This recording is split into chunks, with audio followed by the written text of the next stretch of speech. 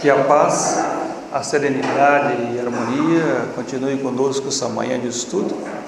É uma satisfação muito grande, dupla, né? Porque está na minha cidade natal, nossa, muito bom.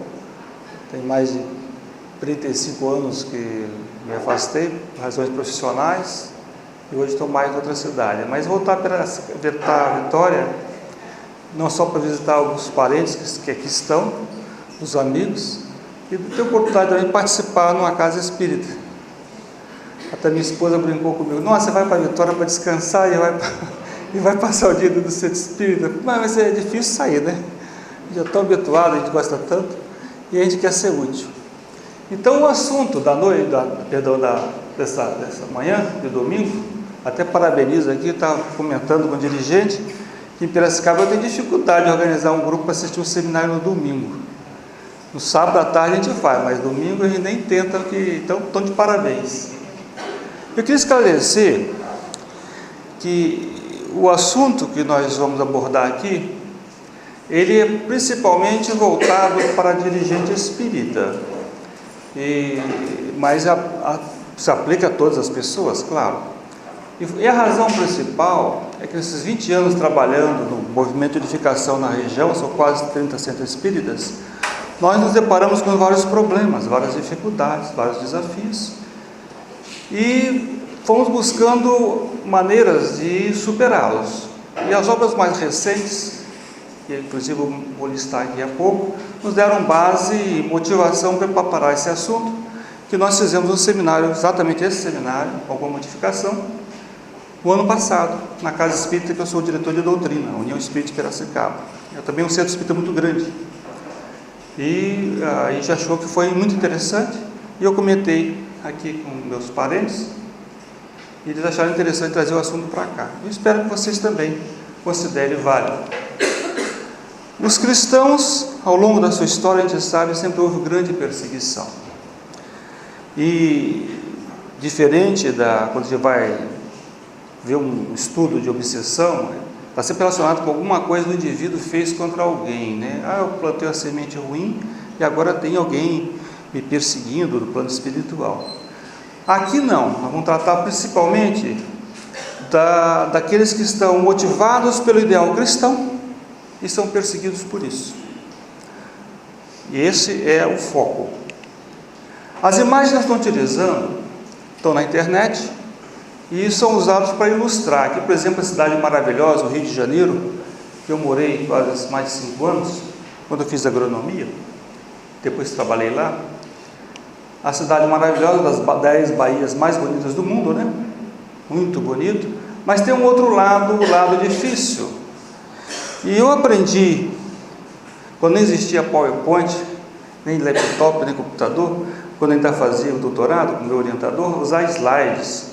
Eu achava interessante, que muito tempo eu fui professor, eu usar os slides que ajudava mais a fixar as ideias com os alunos. E quando eu voltei para o Brasil, também passei a usar essa mesma técnica de slides, e eu, evidentemente, passei também a adequar para o uso no centro espírita. Com o uso do PowerPoint e laptop ficou uma beleza, para você ilustrar. Então, os slides que eu tenho são imagens, é para ilustrar um ponto de vista ou o que eu estou tentando explicar. Não são imagens, claro, reais, são imagens que ilustram. Essa é a ideia. Essa obra do Oscar Wilde, o retrato de Dorian Gray, muito famoso, tem até filme sobre isso. Ele retrata a história de um jovem que vendeu sua alma, é a ficção, a história, e à medida que ele se degradava em vícios, como ele vendeu sua alma, ele ficava sempre belo, e a imagem no quadro se degradava. Essa é a ficção do autor. Na vida real, o nosso corpo físico, se nós o degradamos por alguma razão, nós adulteramos o nosso corpo espiritual. Você pode encontrar uma jovem muito bonita, mas o corpo espiritual muito feio, se ela estiver, por exemplo, seguindo o caminho dos vícios. A mesma coisa para o homem. Então, quando nós chegamos no mundo espiritual, a nossa forma espiritual, corpo espiritual, ele lembra muito a nossa forma quando nós estávamos encarnados pode estar mais degradado ou menos de acordo com a vida que nós tivemos aqui na presente existência. E chegando lá então, com essa forma degradada, ela pode ser, claro, revertida e se tornar bonita outra vez, bela, porque não existe condenação, né? Isso para a eternidade. Então, os slides que eu vou mostrar, para ilustrar, às vezes aparece uma figurinha meio feia, vamos sempre ver que é o irmãozinho nosso na retaguarda, que se degradou, ele está naquele momento pontual que vai depois recuperar, porque de acordo com as palavras de Jesus, nenhuma ovelha se perderá, ele vai ter a sua chance, como nós também já tivemos, com toda certeza, quando estávamos lá atrás da escala evolutiva. Essa é a cidade que hoje eu vivo, Piracicaba, que eu gosto muito, inclusive me honraram com o título de cidadão piracicabano, estou lá há mais de 25 anos, e muitos fatos que nós estamos baseados, como eu mencionei anteriormente, acerca da estratégia dos espíritos obsessores, está relacionado com esse local, com essa situação. Não quer dizer que se aplica à Vitória, tá? Mas serve pelo menos como exemplo que algumas coisas aconteceram. Nós tivemos vários centros espíritas que quase fecharam as portas, e nitidamente questões de obsessão. Enfrento hoje várias dificuldades com alguns dirigentes, embora tenham muito conhecimento, mas esse conhecimento não necessariamente penetrou no coração. Aliás, eu considero um dos maiores desafios hoje no movimento espírita é que não há falta de intelectualidade, de conhecimento, há falta de amor, a falta de interação com sentimentos, caridade, com tolerância, com paciência, uns com os outros. Eu me recordo muito uma frase que o Divaldo Pereira Franco brincou, que nas casas espíritas nós temos que aprender a nos odiar fraternalmente. É claro que ele brincou, né? Mas mostrando assim, nós temos que ter fraternidade, porque conhecimento a gente tem, bastante, mas está faltando um pouquinho mais de fraternidade. A literatura sugerida, para aqueles que querem se aprofundar, claro, as obras do Manuel Filomeno de Miranda são maravilhosas, muita informação, tá? E aborda muito essa questão da obsessão, não só do dia a dia comum das pessoas que estão colhendo o que plantaram pela lei de ação e reação, mas também a obsessão de dirigentes espíritas. A série André Luiz, claro, sempre será um curso de pós-graduação para quem quer aprofundar no espiritismo, pelo número de informações que tem, são obras de revelação. Sueli Calva Schutter é magistral na parte de obsessão e desobsessão, não só nas suas palestras, nas suas obras também, vale a pena ler. Eu apenas coloquei um livro que eu achei como referência, mas tem muitos livros, muito bons. Esse Emmanuel Cristiano publicou uma obra específica do que aconteceu na casa espírita que ele tinha conhecimento. Então ele mostra os detalhes da ação obsessiva sobre os dirigentes. E é evidente que não podemos fugir nunca das obras básicas, da codificação, livro dos médiuns, Evangelho segundo o Espiritismo e livro dos Espíritos. A população encarnada na erradicidade, ela é vasta, e nós desencarnamos e voltamos para lá. É interessante que possamos ter em mente que nós somos espíritos eternos, apenas uma breve romagem aqui na Terra, não digo um passeio, mas uma viagem de estudo, de especialização. Porque nesses locais de paz, de harmonia, nós refazemos a nossa alma, conversamos com espíritos elevados, é onde o nosso potencial crístico se potencializa pelo ambiente de paz, de harmonia e de amor. Nós sentimos a visão da vida após a vida em sua integridade, nos entusiasmos, do otimismo e da determinação em ser melhor. Isso nos faz melhor. Mas é aqui na Terra que a gente vai realmente ter a prova dos 9, enfrentar os obstáculos e fazer valer se nós realmente estamos evoluindo e estamos interiorizando o Evangelho do Mestre. A pergunta 459 do Livro dos Espíritos, que todos aqui já conhecem, essa interação com o mundo espiritual está intensa, que é perguntado ao Espírito de verdade se os Espíritos influenciam nossos pensamentos e nossas ações, e a resposta é muito clara. Nesse sentido, a sua influência é maior que supondes, porque aqui muito frequentemente são eles que vos dirigem. Então, ele vos dirige. Aqui está a imagem do apóstolo Paulo, quando está sendo admoestado por uma pitonisa em Filipos, durante o seu ministério na Grécia. Então essa interferência acontece. Para aquele menos avisado, ou que não estuda tanto, ou não está iniciando na doutrina, pode parecer um contrassenso, até se nós temos livre-arbítrio e nós somos dirigidos. Mas se eu sou dirigido, como é que eu tenho livre-arbítrio? Mas na verdade, nós temos o livre-arbítrio de escolher a nossa companhia mental. Esse é o nosso livre-arbítrio. Eu só vou deixar de sofrer interferência ou interagir com o mundo espiritual o dia que eu desencarnar e voltar para o mundo espiritual. E quando eu estiver encarnado aqui, eu vou estar interagindo com o mundo espiritual. Tá? Então, o meu livre-arbítrio, sempre nós temos que lembrar, está relacionado com a companhia mental que eu atraio pelos meus pensamentos, pela minha ação no dia a dia. Esse é o meu livre-arbítrio. A partir daí, essa sintonia se estabelece. E eu vou ser influenciado, ou bem ou mal, pela natureza dos pensamentos, dos ideais que eu habito em meu coração. Então nós temos o livre-arbítrio de estabelecer a sintonia com os espíritos que vão nos influenciar. Antigamente você falava, né? Diga-me com quem andas, te direi quem és.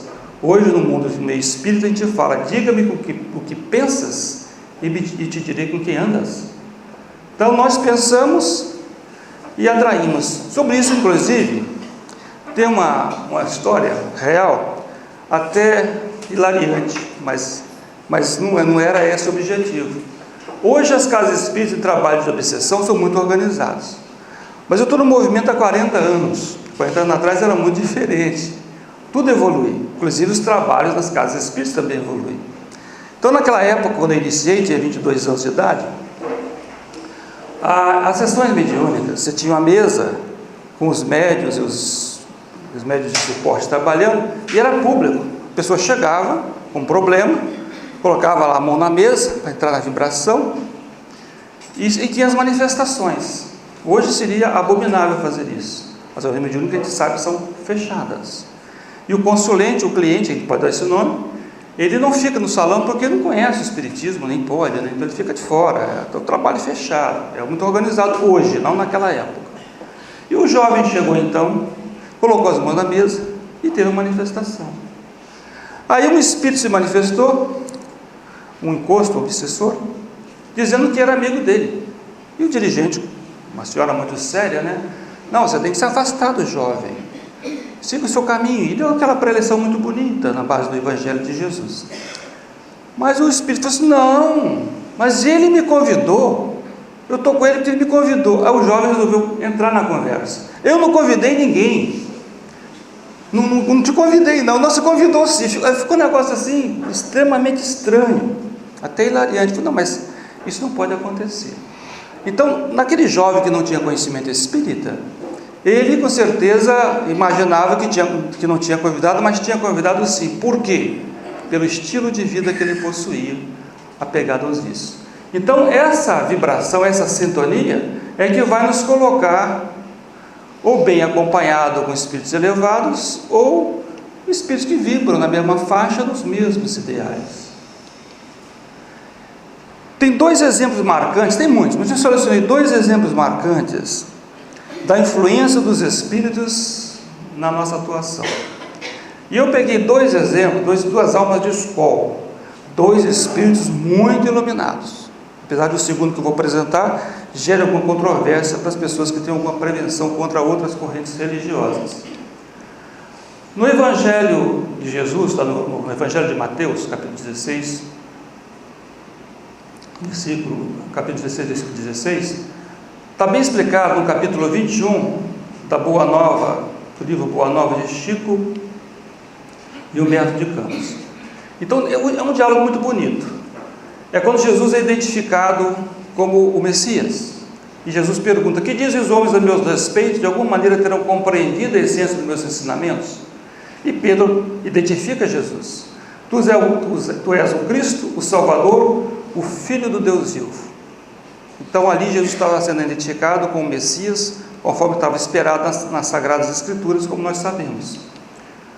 E Jesus então responde para o Pedro, bem-aventurado sejas tu, Simão, porque não foi a carne que te revelou essas verdades, mas meu Pai que está nos céus. Aí Pedro ficou super satisfeito. Pedro muito simples, pescador, e Jesus o elogiando, está em contato com os altos, ficou muito feliz, muito alegre. No prosseguimento, Jesus complementa ainda mais: nesse momento entregaste o coração a Deus e falaste a sua voz. Bendito sejas, pois começas a edificar no Espírito a fonte da fé viva. E realmente, Pedro, a gente sabe, foi aquela coluna fundamental do cristianismo primitivo que nos legou o Evangelho até os dias de hoje. Mas na sequência, Jesus foi dando várias instruções aos seus discípulos, porque sabia que o momento dele era chegado, ele teria um tempo muito curto. Lembrando que o ministério dele foram 3 anos, a partir das bodas de Caná até a crucificação no Calvário. Então, nos derradeiros e mais difíceis testemunhos, terei meu espírito voltado para o seu amor e conquistarei com o sofrimento a vitória sagrada. Ele começa a falar dos tempos difíceis, que seria preso e seria crucificado. Pedro estava meio distraído, e ele se assusta com o prognóstico de Jesus. E nesse momento ele vibra de forma diferente. Pedro. E Jesus fala para ele: aparta-te de mim, pois nesse instante falas pelo espírito do mal. Porque Pedro começa a querer dizer para Jesus que ele estava exagerando. Não é possível, isso é tão bom, como é que isso vai te acontecer? E Jesus chama a atenção dele. E Pedro fica perplexo. Mestre, por que razão mandaste retirar as palavras que vos demonstrei, o meu zelo de discípulo sincero? Mas o que foi que eu falei que o Senhor ficou tão chateado? Alguns minutos antes, não havias afirmado que eu trazia aos companheiros a inspiração de Deus? Então ele não entende, mas se eu estou inspirado por Deus, como é que Jesus pode dizer que eu estou com o espírito maligno perto de mim? E Jesus então orienta: Simão, ainda não aprendestes toda a extensão da necessidade de vigilância. A criatura na terra precisa aproveitar todas as oportunidades de iluminação interior e sua marcha para Deus. Olha, nós estamos falando de Simão Pedro, um espírito que foi escolhido a dedo por Jesus, para ser praticamente a pedra, como ele foi, de consolidação do seu Evangelho. A reencarnação de Jesus na terra foi tão importante quanto a construção do planeta Terra. Basta ver A Caminho da Luz, Emmanuel, falando sobre a reunião de espíritos angelicais, teve 2 reuniões antes de formar o planeta e depois quando decidiram a reencarnação de Jesus. Ou seja, a reencarnação de Jesus tão importante quanto a formação do planeta Terra, criado há quase 5 bilhões de anos atrás. E Jesus então, claro, como maestro do amor, ele escolheu aqueles que iriam compor a sua orquestra. O principal era Pedro. Esse homem, ele então vacilou ali na sua vibração mental. Então nós temos que ter muita humildade, saber que nós não estamos livres dessa influência negativa. Eu costumo, às vezes, em reunião de diretoria, no departamento de doutrina, eu falo: gente, nós temos um grupo mais reduzido, que é muito grande no centro, 7 pessoas que são voluntárias, que tem que trabalhar mais, quem pode vir mais, então foi formado assim um grupo, 7 pessoas. Olha, as decisões aqui vão ser democráticas, vamos conversar, não é porque eu sou diretor de doutrina que eu tenho que prevalecer a minha opinião. Vamos ouvir todo mundo, e o consenso, então, vamos tomar decisão, porque eu não sei se de repente, se Pedro vacilou, que dirá eu? Então, é humildade nas decisões.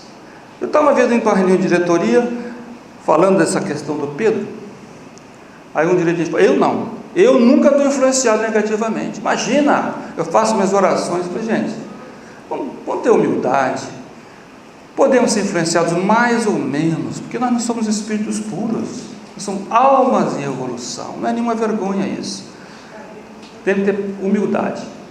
Alguma pergunta até agora, gente? Desculpa, eu não dei espaço. Alguma dúvida? O segundo exemplo está em Caminho da Luz, a missão de Maomé, que foi outro espírito também, outra alma de escola escolhida por Jesus, um grande missionário. Se ele acertou ou não, é outra história, mas foi escolhido por Jesus, um missionário. Então, Maomé foi encarregado por Jesus de organizar na Ásia um movimento forte de restauração do Evangelho, em oposição aos abusos romanos no ambiente da Europa. Palavras de Emmanuel, do livro A Caminho da Luz, onde trata de islamismo. Entretanto, Maomé não conseguiu triunfar sobre as inferioridades humanas, legando aos seus ensinos flagrantes contradições, porque ao lado do perfume cristão há um espírito belicoso de violência e de imposição. E diz Emmanuel, o islamismo poderia ter representado um grande movimento de restauração do ensino de Jesus, porque lembrando que foi na época do ano 500, onde o cristianismo primitivo estava muito deturpado pela obra do homem. Então Jesus mandou um emissário, Maomé, já que eu não estou conseguindo implementar o cristianismo como deveria ser na Europa, vou tentar aqui nos países árabes. E muito interessante se a gente observar a estratégia dos espíritos superiores, porque buscou justamente uma terra virgem, onde o judaísmo não tinha conseguido ser implementado, nem o próprio cristianismo, não vingou. Então Maomé para trazer, resgatar e implementar lá, como foi depois o espiritismo vir para o Brasil. Porque o espiritismo não ficou na Europa, veio para o Brasil, pegou uma terra virgem, sem preconceitos, índios, portugueses que vieram para cá, e os escravos que formaram essa nação. Então sempre um território virgem para tirar ideias preconcebidas. Mesmo o evangelho do mestre que se formou na Judéia, você observa que Jesus pegou lá os apóstolos, eles não tinham outras correntes religiosas, como tinha, por exemplo, os essênios, que eram muito bem preparados. Não, pegou pessoas sem ideias preconcebidas, porque o seu evangelho, a sua palavra é a palavra correta, não precisava de outras filosofias. Diz então o nosso Emmanuel, então, restaurando o ensino de Jesus, corrigindo os desvios do papado nascente, mas assinalou mais uma vitória das trevas contra a luz, e cujas raízes é necessário extirpar. Então a gente vê a obra do astral inferior, dos espíritos inferiores, perturbando realmente o trabalho do mestre. A gente começa a compreender então por que tinha que ser Jesus reencarnar na Terra para implementar a boa nova no mundo, para a humanidade. Tinha que ser um espírito muito preparado, totalmente afinado com Deus. Os outros derraparam um pouco. O próprio apóstolo Paulo, qual foi o primeiro mártir do cristianismo? Qual foi o primeiro mártir? Foi Estevão, que foi apedrejado por ordem de Saulo na época. Então, o começo sempre é um pouco difícil. Mesmo os primeiros apóstolos, Pedro e os demais, também tinham suas dificuldades, as suas limitações. Embora espíritos elevadíssimos, tinha que ser realmente o próprio mestre. Então nós temos essa interação entre dois planos e, evidentemente, a ação desses espíritos trevosos. São almas que, como nós, que fracassaram fragorosamente e são recalcitrantes no mal. Eles não têm interesse em evoluir e preferem ficar, que haja até atraso nessa transição planetária. E de vez em quando eles reencarnam e mudam o seu procedimento, mas ainda permanece causando sérios problemas para o movimento cristão nascente, o cristianismo redivivo, que é o espiritismo. Todos nós, sem exceção, particularmente nós espíritas, aspiramos chegar assim, desencarnar, de preferência dormindo, para não sentir absolutamente nada, que é uma bênção que desencarna. O fulano desencarnou, estava dormindo e desencarnou. Que beleza, que ótimo, porque o desencarne também, sem traumas, é muito bom, menos estressante para o espírito. E nós esperamos chegar assim, olha, com honras lá no mundo espiritual, o governador recebendo, aplaudindo, os amigos. Isso é o ideal que chega. Na realidade, é isso que está acontecendo na Terra, com o desencarne nosso, na sua maioria. Na verdade, não é bem assim. Infelizmente, parcela expressiva da humanidade ainda passa pelo umbral, período de transição, a zona de transição. Não é uma zona horrível, Pantanal, não é as regiões infernais piores do que isso, mas fica lá um período de muito estresse, que não deveria acontecer isso, não deveria. André Luiz, na obra dele, ele foi um médico, ele não era assaltante de banco, um criminoso, um traficante de droga, um médico, profissional, gostava da sua esposa, dos seus filhos, não tinha nada assim, nos parâmetros sociais de hoje, que o condenasse. Podia ter o temperamento dele, ter a mocidade um pouco de extravagância, mas era um homem sério, um profissional. Ficou 8 anos no umbral. A gente se pergunta, precisava disso? Não precisava. Foi resgatado depois que fez essas obras maravilhosas, um dos grandes espíritos hoje no movimento espírita brasileiro, em termos de divulgação da Boa Nova de Jesus, à luz da terceira revelação. Eurípides Barçanufo, considerado o apóstolo da caridade em Minas Gerais, em Sacramento, ele regressou para o mundo espiritual 1º de novembro de 1918. Quando ele chegou no mundo espiritual, ele ficou sensibilizado pelo fracasso de muitos trabalhadores espíritas e de outras religiões. Então, gente, o pessoal conhece o espiritismo, conhece lá o protestantismo, o catolicismo, tem a palavra redentora do Evangelho de Jesus. Por que fracassa tão fragorosamente e chega desse jeito? Então, ficou sensibilizado. E ele criou, então, esse Hospital Esperança, fundado no século passado, na década de 20, com o objetivo de socorrer mensageiros da Boa Nova que fracassaram na tarefa assumida. E uma vez eu fiz uma palestra no Centro Espírita sobre esse assunto, aí teve um dirigente que falou, mas não é possível que isso possa estar acontecendo. Eu falei, mas está acontecendo. Alguma dúvida, alguma questão? Deus respeita o nosso livre-arbítrio, não deu isso. Faz parte da nossa existência, nosso aprendizado é evoluir pelos nossos próprios méritos, como nós sabemos. Nós temos 2 caminhos sempre a seguir, escolhas a decidir, tá? Eu coloquei uns espinhozinhos aqui, não é que Deus colocou um caminho espinhoso, não existe isso. Deus é Pai. Imagina, o carinho que nós temos, eu tenho 4 filhos, o carinho que eu tenho pelos meus filhos, eu vou querer botar espinho no caminho dos meus filhos? Nunca. Mas é que o trabalho de transformação moral, ele sempre exige sacrifício, então nós consideramos caminho espinhoso. Ser honesto, ser ótimo, ser ético, ser bom, é espinhoso? Gente, não é. É que as nossas inclinações são muito ruins, a gente traz ainda aquela bagagem das cavernas, do homem troglodita, que tinha que enfrentar o tigre de dente de sabre, caçar o mamute.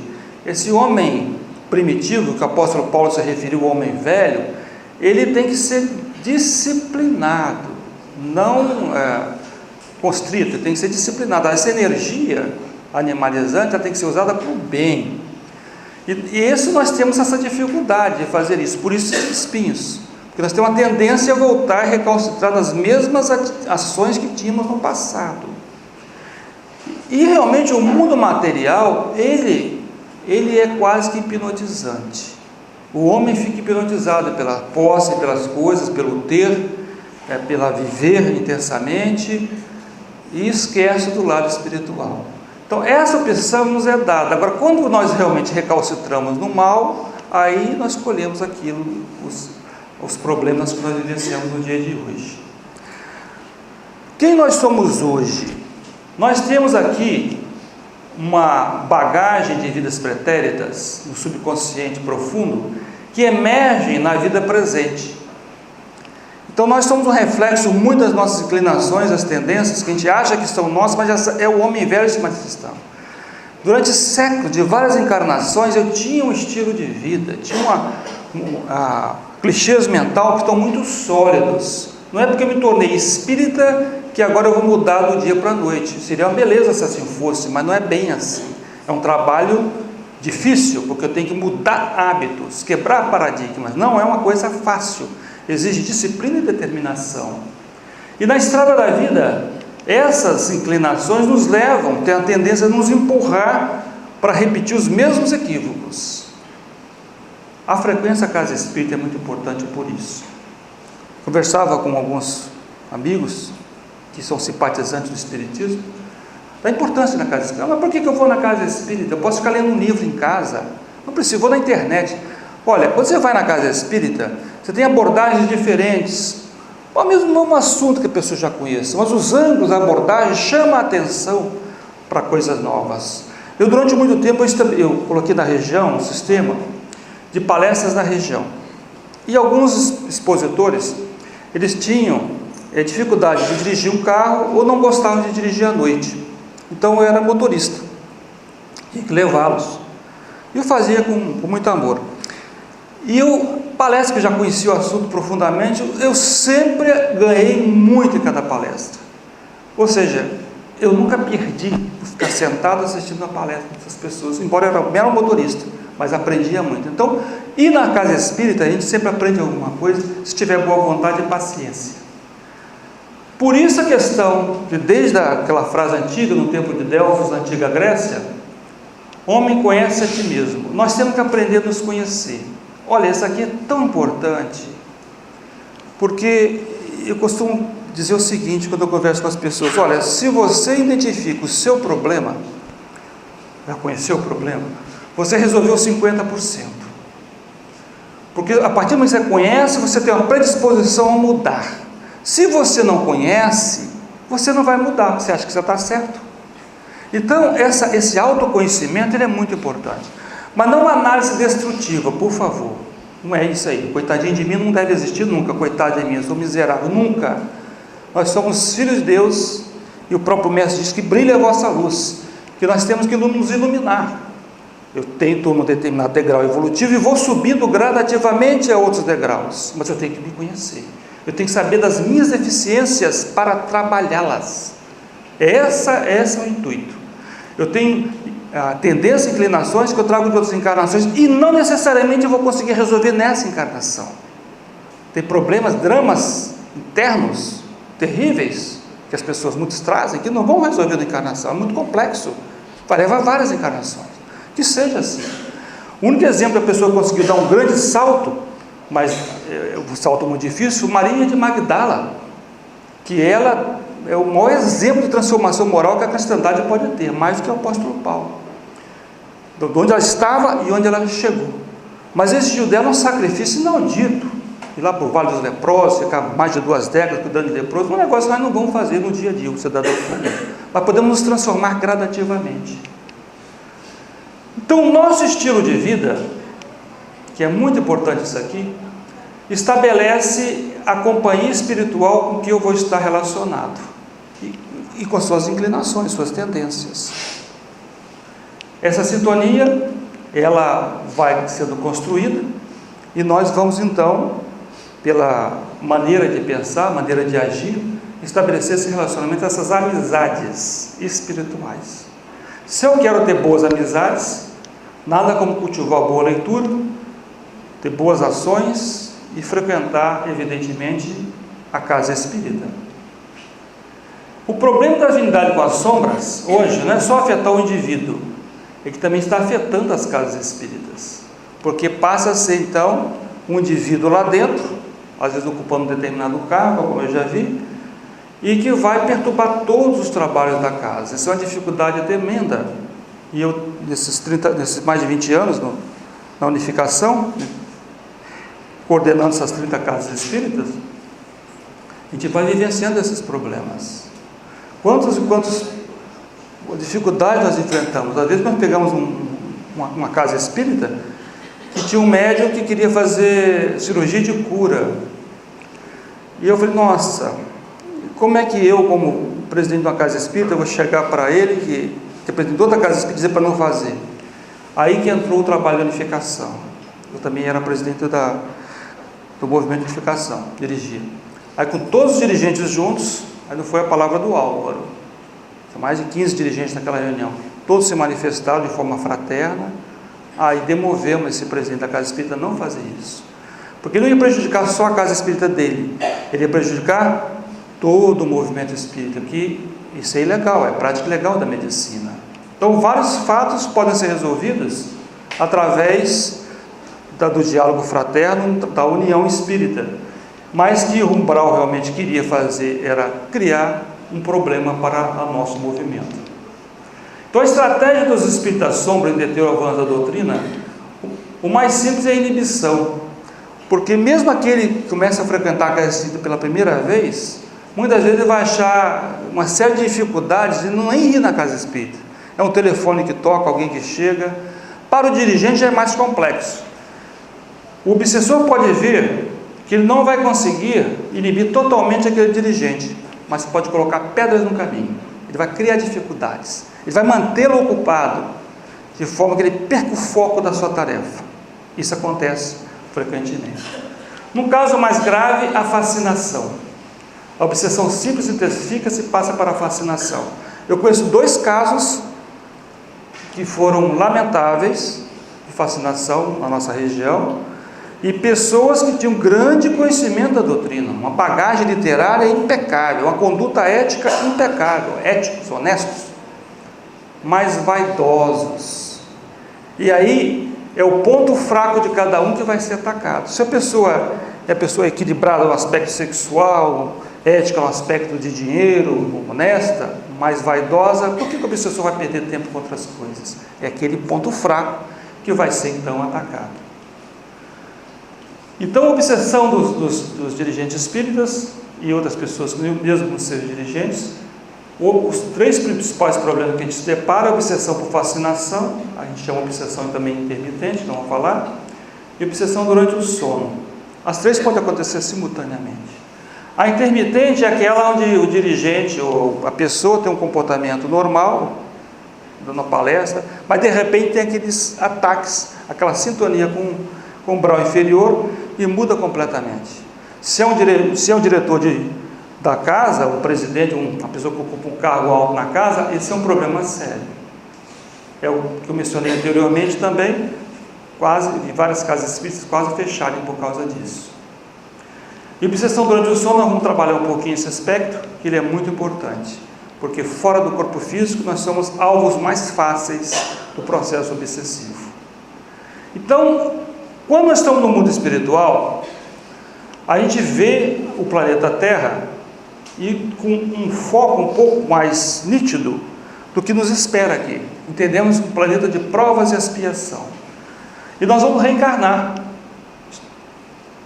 claro, de acordo com nossa necessidade evolutiva. Agora vamos analisar com senso crítico. Se a Terra, o nosso planeta, é provas e expiação, o que será nossas famílias aqui na Terra? Também provas e expiação. Ah, mas não vão ser infelizes nas provas e expiações? Nunca. A felicidade é uma opção nossa. Eu vivo bem com minha esposa, com meus 4 filhos, muito bem. Agora, dizer que há almas feliz, não. Eu não sou nenhum privilegiado. A felicidade você constrói. Jesus nos coloca em condições, todos nós, de reencarnarmos e sermos felizes com as nossas esposas e com nossos filhos, embora seja resgate ou prova. Basta que nós possamos trabalhar para isso, porque o Pai Celestial é bom, Ele quer a nossa felicidade, Ele quer a nossa superação das nossas limitações, mas também nós temos que atender às necessidades das leis que Deus criou. Então nós vamos reencarnar, mas temos que ter em mente que não necessariamente serão almas afins, são pedras brutas que terão que ser lapidadas, e aí a frequência ao templo espírita é fundamental, desde educando as crianças pequenininhas, na evangelização infantil, depois a mocidade, o evangelho no lar, cria-se um ambiente propício para isso. É muito importante levar as crianças ao centro espírita desde pequeno, é fundamental o evangelho no lar, para que nós possamos quebrar essa falta de sintonia e gerar realmente um lar seguro. Hoje os índices de divórcio são altíssimos, por falta do evangelho, com toda certeza. Essa foto bonitinha aqui, os passarinhos, as pessoas andando, passeando de mão dada, conversando na erraticidade, no mundo espiritual, mas é evidente que não ficamos ociosos. Todos nós trabalhamos, frequentamos universidades, estudamos, fazemos cursos, atividades realmente socorristas, evoluímos no mundo espiritual, evoluímos. Mas evoluímos entre os bons, aí que está. Entre os bons nós temos uma tendência muito grande de também ser bom. Agora, ser bom entre os maus não é mais difícil? Eu conheço alguns programas reencarnatórios que me dá até arrepio. Conheci um caso de uma senhora, ela reencarnou numa favela e nasceu, não sabe quem foi a mãe, foi uma prostituta e foi criada por uma lavadeira e se manteve correta. Eu falei, nossa, eu fico pensando, nossa, se eu tivesse nascido numa favela desse jeito, eu seria o que eu sou ou teria caminhado o caminho da criminalidade? Então a gente não sabe onde vai, até onde o evangelho está consolidado no nosso coração e as provas que nós vamos ter que passar. Então, quanto mais eu interiorizar, mesmo a erraticidade, o evangelho, melhor para mim quando reencarnar, enfrentar então as más inclinações, as más influências pela pelo ambiente hostil que ainda é o nosso planeta em termos de provas e atraso moral. Então nós hoje, cidadão, frequentadores das casas espíritas ou dirigentes, enfrentamos um grande desafio, como esse jovem empurrando essa pedra. Nós temos a vida profissional, nós mencionamos acerca da bagagem pretérita que pesa na nossa atividade, nós temos nosso programa kármico, e se for dirigente espírita, ainda atividade no centro espírita. Então isso aqui que vai determinar nosso sucesso ou nosso fracasso.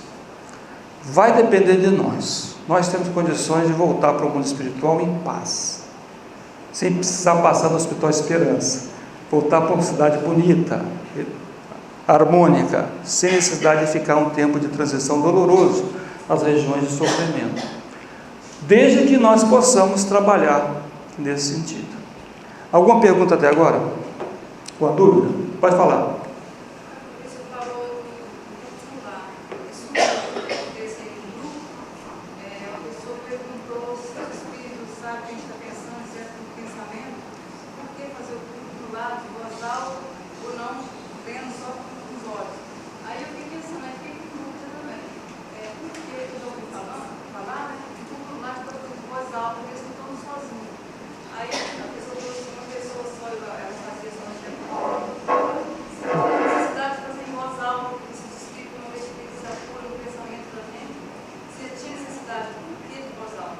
Sempre faça em voz alta. Sim, sempre faça em voz alta, porque os mentores aproveitam muitas vezes aquele ambiente de paz e de harmonia para trazer alguns irmãozinhos necessitados para ouvir a palavra iluminativa. E eles, conforme for o estágio que se encontram, estão muito materializados. O tipo de voz nosso humano é muito caro para eles, é muito importante para eles. Eles ouvem melhor, sabe? Porque a telepatia, a mensagem mental, acontece entre espíritos mais elevados, no nível que nos encontramos, e muitos nossos irmãozinhos que desencarnam, ainda tão materializados, é muito importante ouvir a sua voz, ouvir a nossa voz. Na casa espírita, quando você faz uma palestra, um estudo de doutrina, geralmente o público é 3 vezes, o público espiritual, 3 vezes o público humano, encarnado. E você pode perguntar, por quê? Por que estão trazendo os espíritos para cá? Não tem centro espírita no mundo espiritual? Claro que tem. Tem almas iluminadíssimas, mas eles precisam ouvir a nossa voz humana, porque estão muito apegados à matéria. Então, faça em voz alta, que é bom, tá? Bom, alguma outra pergunta? Pode falar.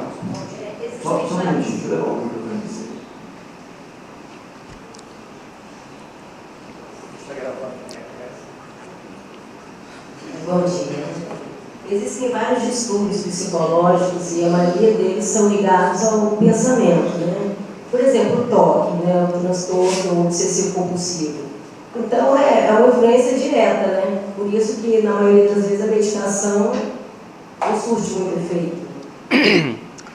Olha, qualquer desequilíbrio que leve necessidade, a medicação, um psiquiatra que é que vai realmente tratar esses casos, é fundamental, porque nós tratamos um lado espiritual. O espiritismo não compete com a ciência, particularmente quando tem pessoas com tendências depressivas, que nós encaramos com muita seriedade. É uma chaga da humanidade nos dias de hoje, né?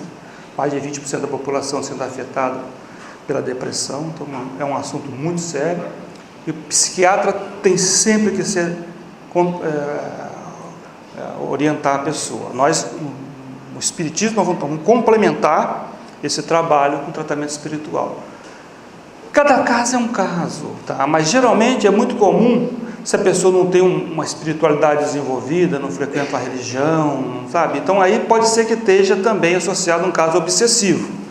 Mas normalmente cada caso é um caso, não dá para ter um diagnóstico assim geral para um caso tão complexo como esse, tá? Então se a gente espera que se a pessoa tem uma frequência ao templo espírita, ela participa, oração no lar, tem uma atividade mental boa, que não tem nenhuma interferência, ou seja, minimizada, atenuada, tá bom? Mais alguma coisa? Bom, é claro que essa figura aqui é só para ilustrar, tá? Não quer dizer que nós temos que empurrar uma pedra dessa morra acima, que eu particularmente não conseguiria nem a 10ª parte dessa pedra. Mas é para ilustrar que nós temos um grande desafio, não subestimar os desafios que temos nessa encarnação, não negligenciar isso. Eu costumo dizer que o espiritismo, o espírita, aquele que se diz espírita, é antes de tudo um estilo de vida. Nós não podemos ser espírita só na casa espírita. E por ser estilo de vida, em momento algum estou falando de ser recluso. Isso aí foi em outras encarnações, fugindo da sociedade, ficar em gruta, ficar lá em monastérios. Não. O homem de hoje é um homem cidadão da vida, profissional, pai de família, ou esposa, cria os seus filhos, participa socialmente de todas as atividades, mas dosa. Dosa as suas ações, de modo a serem ações equilibradas, ações dentro do Evangelho. Isso que é importante. Alguém falou alguma coisa? Bom, então nós temos necessidade de reavivar em nós o Evangelho de Jesus, nos aproximarmos mais do Mestre, orando, estudando, sentindo a presença dele junto de nós, porque se ele coordenou a formação do planeta Terra, evidentemente conhece cada um de nós individualmente. Então não ter nenhuma barreira da nossa parte em relação a essa aproximação. Sobre a ação dos espíritos elevados na Terra, a grande distinção entre os espíritos trevosos é que os espíritos elevados fazem o bem pelo bem, e os espíritos trevosos fazem o bem pelo mal. Pode parecer uma coisa meio estranha, mas Deus não necessita desses espíritos trevosos para coisa alguma, apenas utiliza a ação deles de forma, sob certa coordenação, que eles fazem o mal, mas fazem o bem pelo mal. Vou tentar explicar isso melhor. No Evangelho de Lucas, capítulo 12, lá os seguidores do Mestre estavam com muito medo das perseguições, e diz então Jesus: não tenham medo dos que matam o corpo e depois nada mais podem fazer, porque até o cabelo de vossas cabeças estão todos contados. Deus conhece todos nós, até os fios do nosso, até o número de cabelos da nossa cabeça, conforme diz aqui o Mestre. Então, o que eu tenho que fazer é fortalecer minha fé em Deus. Quanto mais eu cultivo e fortaleço essa fé, eu tiro esse medo que vai me acontecer. Porque os pontos que nós temos de mazelas morais, que todos nós, sem exceção, carregamos, mais ou menos, então, são equívocos que nós praticamos em outras encarnações, são aqueles débitos congelados que vão gradativamente sendo apagados, ou pela ação do amor, o amor apaga a multidão de pecados, ou pela dor. E a dor é onde vão os obsessores, aqueles que não gostam da gente. Esse ponto é como se fosse aquele ponto da tomada. Quando você tem a tomada que vai ligar, esses pontos é que realmente o obsessor consegue aproveitar para nos prejudicar. Se alguém me faz algo mal em qualquer situação, e eu sei perdoar, eu sei seguir minha vida normal, aquela pessoa não me fez o mal, ela me fez o bem, porque pela dor tirou essa mazela que estava em minha alma. A abnegada mentora diz o seguinte: todo mal que te façam não te fará mal, pelo contrário, te promoverá a estágio superior se souberes enfrentar a situação. Então, os espíritos aparentemente do mal, que possam nos prejudicar, não estão nos fazendo mal, eles estão sendo instrumentos do alto na minha transformação moral. Porque esse período agora de transição planetária, de provas de expiação para regeneração, foi permitido tanto espírito endividado encarnar. Justamente é a prova final do período grande e evolutivo que estão passando. Então nós vamos testar o máximo, até onde eu sou bom. Então o alvo quer ser bom, então vamos testar ele até onde ele vai ser bom mesmo. E aí vai por aí. Aí realmente, se eu conseguir superar, eu passei na prova. Essa é a ideia. Diz então no ministro Flaubus, na obra de André Luiz, Libertação, diz o seguinte: assim como o diamante é lapidado pelo diamante, o mal só pode ser corrigido pelo mal. Então quem é que vai corrigir ou dar uma experiência dolorosa um espírito aqui encarnado, vai ser um anjo? Não, não vai ser um anjo. Vai ser um obsessor mesmo, que quer a nossa maldade. Então, ele, na verdade, passa a ser um instrumento. Ele vai fazer o bem através do mal. André Luiz escreve, pouco antes de eclodir a Segunda Guerra Mundial: falanges obscuras do umbral amontoam-se sobre a Europa, impulsionando a mente humana para crimes. A guerra é travada em dois planos, o físico e o espiritual. Essas falanges do mal são organizações que constituem cidades, fortalezas e exércitos disciplinados com o objetivo: conquistar corações e mentes dos encarnados para direcionar os destinos do planeta. Então são mentes inteligentes. O homem, ele evolui não necessariamente todas as suas virtudes. O amor, às vezes uma encarnação, e às vezes a intelectualidade outra. Quando a pessoa avança muito no lado intelectual, mas não no moral, acontece aquela frieza de coração que gera tanta desgraça. Quem que vai inventar uma bomba de hidrogênio, uma bomba atômica? Armas de destruição em massa, cada vez mais sofisticadas. Com toda certeza não é uma pessoa evangelizada. Que quem tem a mente, quem tem um coração evangelizado, vai usar a mente para o bem, não vai usar para matar ninguém. O apóstolo Paulo já dizia aqui na sua epístola aos Efésios: não temos que lutar contra a carne e o sangue, mas sim contra os principados, contra as potestades, contra os príncipes das trevas desse século, contra as hostes espirituais da maldade nos lugares celestiais.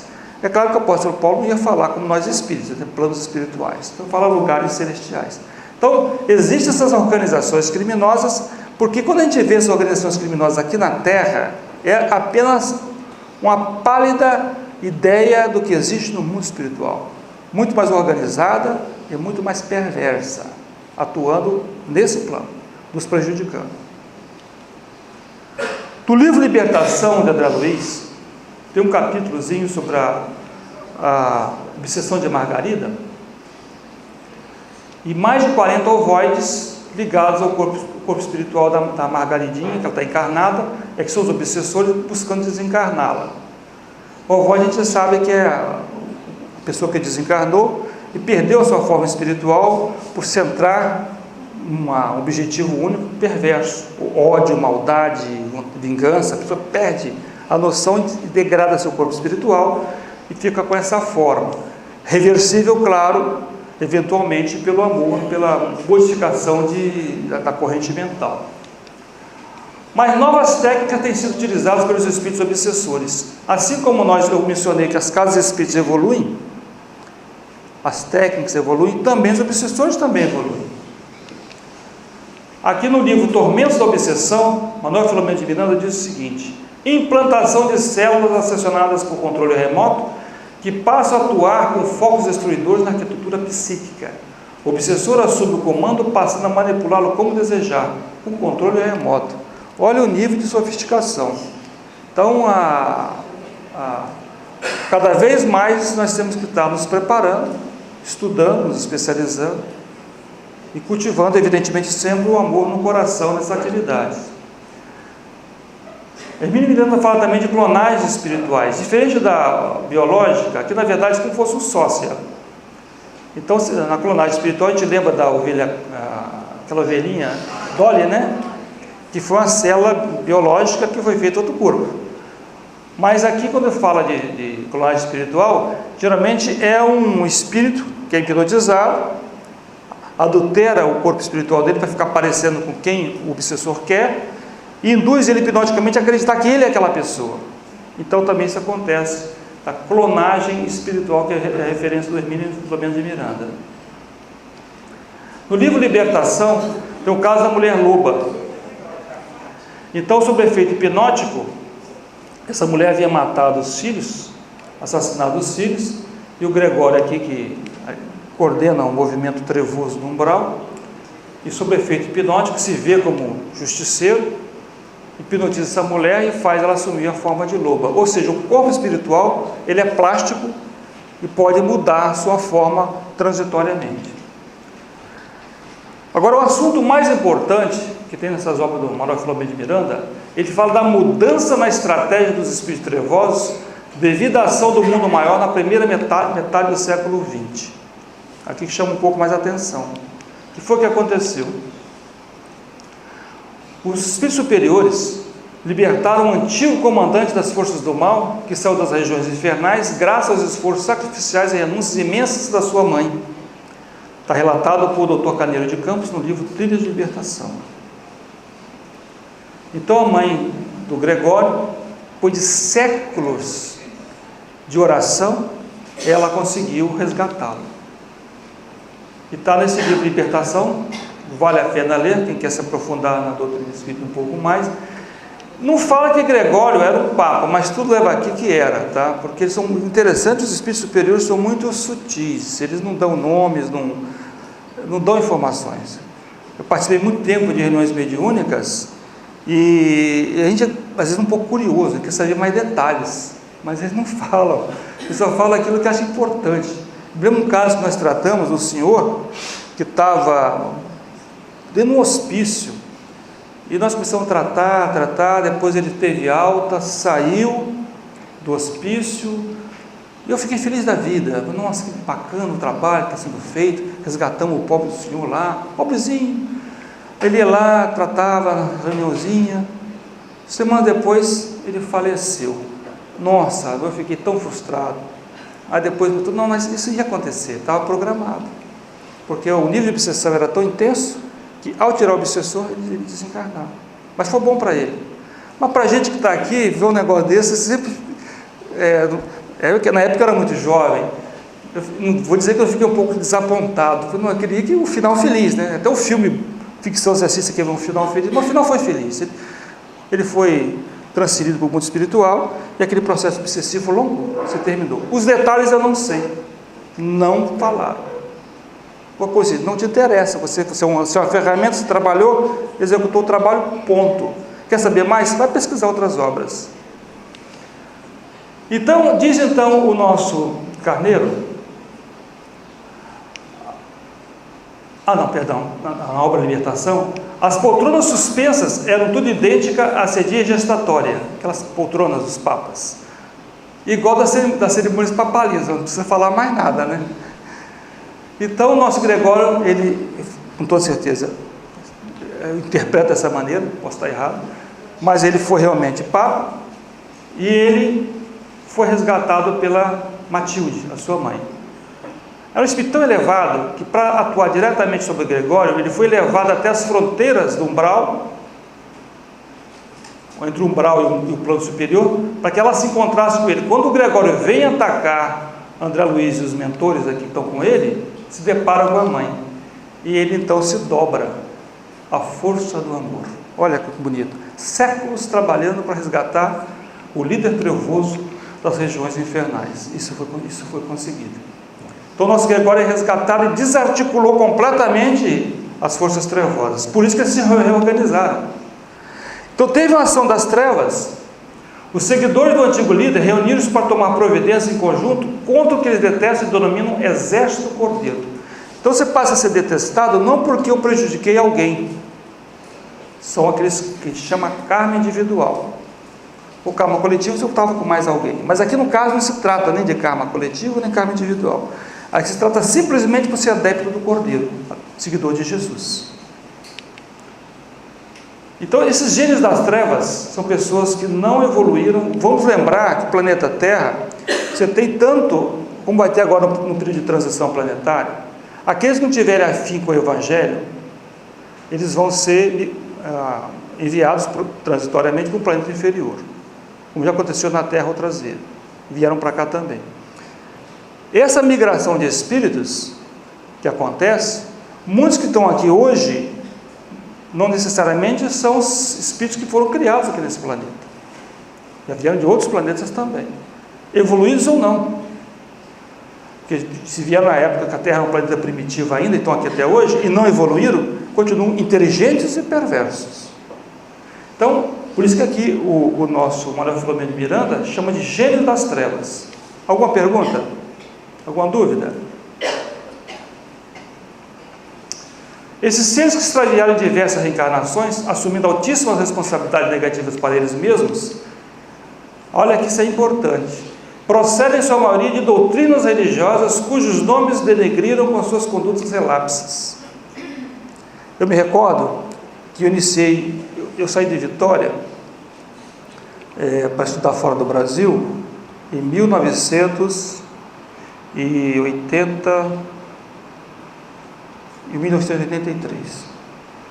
E já era militante espírita. E eu trouxe uma vez um expositor de fora, Mário Barbosa, saudoso Mário Barbosa. Uma mediunidade espetacular. E aí eu era muito jovem e tal. Aí depois ele falou assim para mim: você tem um probleminha. Eu falei, eu acho que eu tenho muitos. Aí ele falou: não, você tem aí um grupo de espíritos que te acompanha, da época religiosa, que não aceitam você estar militando no espiritismo. E realmente é verdade. Durante 5 anos eu tive que trabalhar com isso. Porque a maioria de nós espíritas, dirigentes espíritas, nós estivemos aqui. Não necessariamente a Igreja Católica, mas em várias correntes religiosas. E não necessariamente cumprimos com a nossa tarefa de levar o Evangelho e viver o Evangelho. Então somos muito comprometidos. E aqui fala aqueles que se comprometeram muito mais que a gente. Atividades escusas e cortes extravagantes, na quais o luxo e os prazeres tinham primazia em detrimento dos rebanhos que diziam guardar, mas que somente exploravam na razão do quanto os desprezavam. Então usavam a riqueza da igreja para proveito próprio. Um exemplo disso aqui, da degradação moral, foi a própria indulgência, que durou do século XIII ao século XVI, onde a pessoa podia ter matado, roubado, e pagava e era absolvido. Tá? Que inclusive isso aí gerou a reforma, que nasceu a igreja protestante, né, Martinho Lutero, que foi um enviado também de Jesus. Ele conseguiu reformar a igreja. Só que Martinho Lutero também só conseguiu fazer um pouco da tarefa dele, não deu para avançar mais, mas já foi um grande avanço. Alguma pergunta? Então, ateus e cínicos galgavam os altos postos que desfrutavam mediante o suborno, o homicídio, as perversões sexuais, a politicagem sórdida, morrendo nos tronos das honras e glórias mentirosas. Então, chegaram lá no mundo espiritual fracassados e não se conformavam com isso, porque eles eram os príncipes da igreja, para logo enfrentarem a consciência humilhada e sob tormentos inenarráveis, sintonizando com os sequazes que aguardavam no além, serem reconvocados aos postos de loucura, dispostos a enfrentar Jesus e a Deus, que negam dizer e desprezar. Então, rebeldes, erraram, mas não aceitavam os equívocos que estavam praticando. Então, eles fizeram uma assembleia. Ficou estabelecido que o novo substituto deveria ser impiedoso ao extremo, sem qualquer sensibilidade, e cuja existência no planeta houvesse espalhado o terror, e cuja memória inspirasse revolta e ódio. Então, escolheu o novo líder em substituição ao Gregório. E chegaram à decisão, depois de examinar vários candidatos, vários currículos.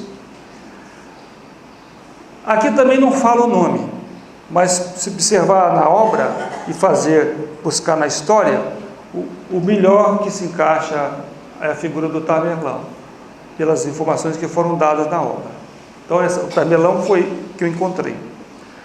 Então, provavelmente Tamerlão no século XIV, cruel até o excesso, realizou alguns trabalhos de valor na sua pátria, porém suas memórias são feitas de atrocidade e horror, por cujas razões, ao desencarnar, mergulhou nas trevas abismais, onde está localizado nas trevas. Então o novo chefe assumiu, foi aclamado. Posteriormente, informadas as razões que o levaram ao supremo posto, representativo daqueles grupos hostis, o chefe pediu um prazo para elaboração de planos. Então, foi um grande general, Tamerlão, massacrou milhares de pessoas, total desdém pela vida. Então foi eleito o novo chefe, mas ele chamou os seus conselheiros para organizar, solicitando a presença de hábeis conselheiros de períodos diferentes da história, a eles semelhantes na estrutura psíquica, de modo a inteirar-se das ocorrências do planeta. O que foi que aconteceu com o planeta para mim poder atacar? Ficou ciente das novas revelações da verdade na Terra, dos adventos do Consolador e seu programa de reestudo e vivência do cristianismo, formando diques contra as águas volumosas da destruição. Porque o Espiritismo, a gente sabe, é o epílogo do Evangelho, da história do Evangelho de Jesus. Tudo construído, orientado pelo mestre para chegar aqui. Sabia que haveria a modificação das suas palavras, tanto que ele fala sobre o Consolador prometido, que o homem iria esquecer. E realmente esqueceu. Adulterar suas mensagens, como foi adulterado. Então o cristianismo resgata a mensagem de Jesus na época da antiga Judéia.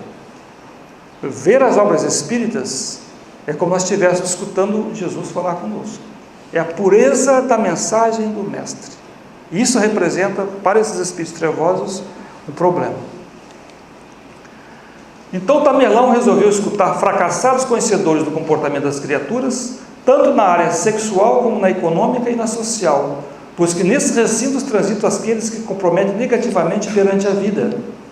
Estabeleceu o seu programa, que ironicamente denominou como as 4 legítimas verdades, em zombateira parafrase ao código de Buda em relação ao sofrimento, as 4 nobres verdades. Então, é irônico ele. Que são as 4 nobres verdades de Buda?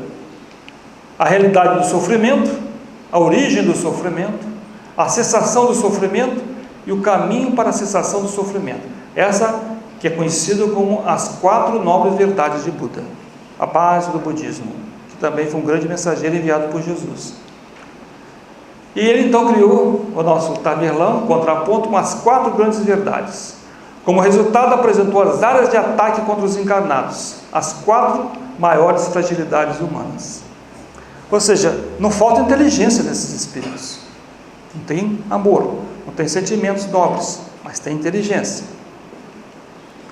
E essas foram as 4 nobres verdades que esse Tamerlão criou. 4 grandes verdades: sexo, narcisismo, poder e dinheiro. Na primeira, diz então o líder: o homem é um animal sexual que se compraz no prazer e deve ser estimulado ao máximo. É a grande fraqueza da sociedade humana. Divaldo Pereira Franco, ele teve um diálogo com Manuel Filomeno de Miranda na preparação do livro Sexo e Obsessão, uma obra excelente do assunto também. Alerta sobre a pressão que ele iria sofrer, diz então o nosso Manuel Filomeno de Miranda: será um cerco muito forte, porque os espíritos da perturbação sexual são os mesmos que fomentam as guerras. Então o Divaldo, aqui nessa obra Sexo e Consciência, outra obra muito interessante, ele fala de uma viagem que ele fez e ficou hospedado na casa de confrades. Diz então o Divaldo que estava nessa casa e um senhor bem casado com suas filhas, e à noite, já dorme muito tarde, bateram na porta do quarto dele. Ele ia abrir a porta do quarto. Quando ele foi abrir a porta do quarto, de repente ele viu a mão de Joana em cima da mão dele. Não abra a porta. Ele não abriu a porta do quarto. Ele se afastou, a porta estava trancada. A mulher continuava batendo. De repente ele ouviu um escândalo na casa. O que era? A filha desse dono da casa era uma jovem obsidiada no campo sexual. E o pai, desconfiava, estava vigiando-a. Olha se ele abre aquela porta, ela se atraca com ele e o pai chega. Era o escândalo, não era? Por isso que Joana falou, não deixou ele abrir a porta. Aí depois que estava aquela arruaça na casa, ele abriu a porta. Quando a jovem entrou, o pai já veio para bater na menina. Aí ele falou, não, ela tinha pedido para tomar um passe. Eu nem aplico o passe. Mas aí Deus botou me na cadeira lá, deu um passe, o pai me desconfiado. Não, é só um passe que ela pediu, eu esqueci. Aí depois tratou da menina, conversou com ela e ela se reencaminhou. Mas era um escândalo programado pelo astral inferior para derrubar o Divaldo. Agora, estou falando de Divaldo, pessoa que, claro, muito bem assistida, particularmente pela Joana de Ângeles e outros mentores. O que dirá de nós? Tem um diálogo também de Divaldo com Jerônimo Mendonça. Eu não sei se vocês já leram essa obra, O Gigante Deitado. É uma obra maravilhosa, gente. Muito bonito o nosso Jerônimo, paralítico, cego, uma dor interrompida no peito, e foi um grande palestrante. Onde ele ia, levava a palavra de amor. Deitado numa maca, cego, com dores atrozes. E ele conversou com o Divaldo. Diz então o nosso Jerônimo para o Divaldo: Divaldo, abordado por jovens atormentados do sexo, para dizer-lhe ao ouvido palavras chulas, recheadas de insinuações eróticas, com finalidade de despertar-lhe pensamentos sensuais. Disse o pobre do Jerônimo: ah, Divaldo, quanta incoerência dessas moças! Será que não entende que eu continuo sendo um homem normal? Olha, gente, um homem cego, doente, paralítico, numa cama e ainda perseguido.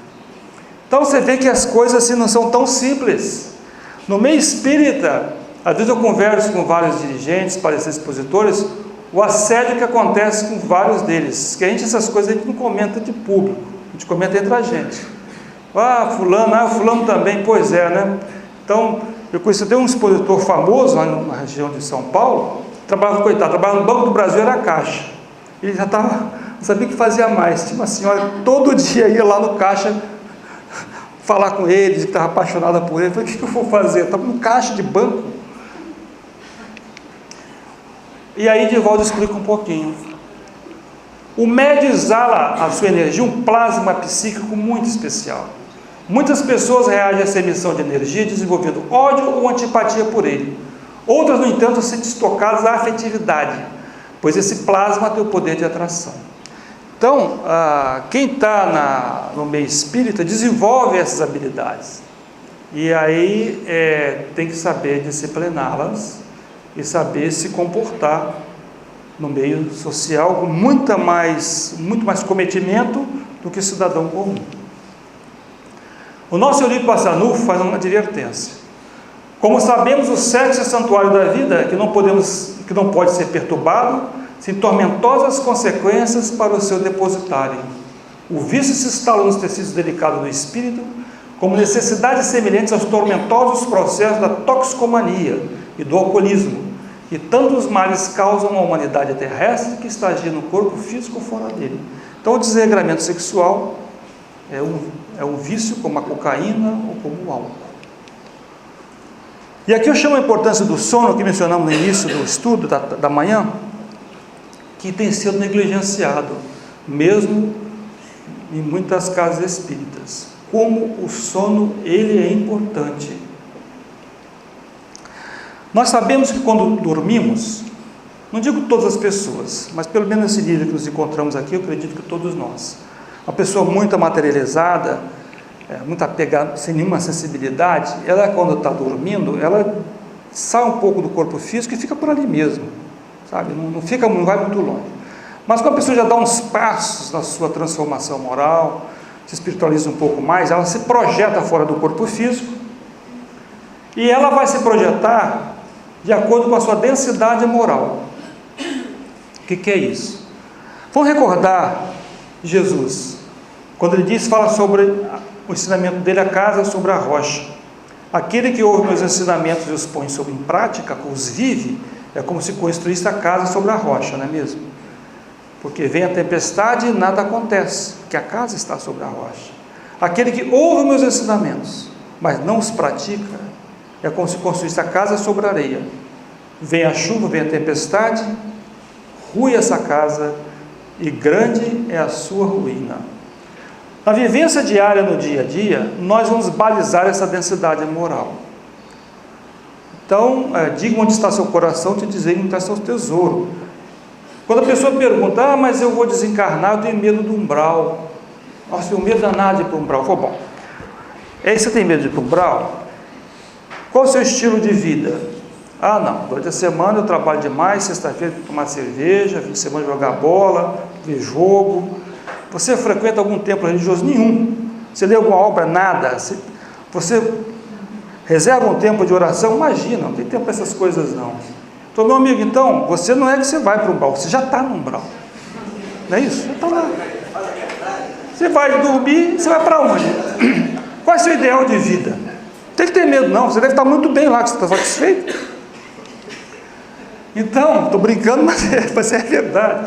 Então nós vamos dizer, nós vamos sair do corpo físico, podemos nos projetar para planos elevados ou para um umbral. Aí que está a questão séria do assunto.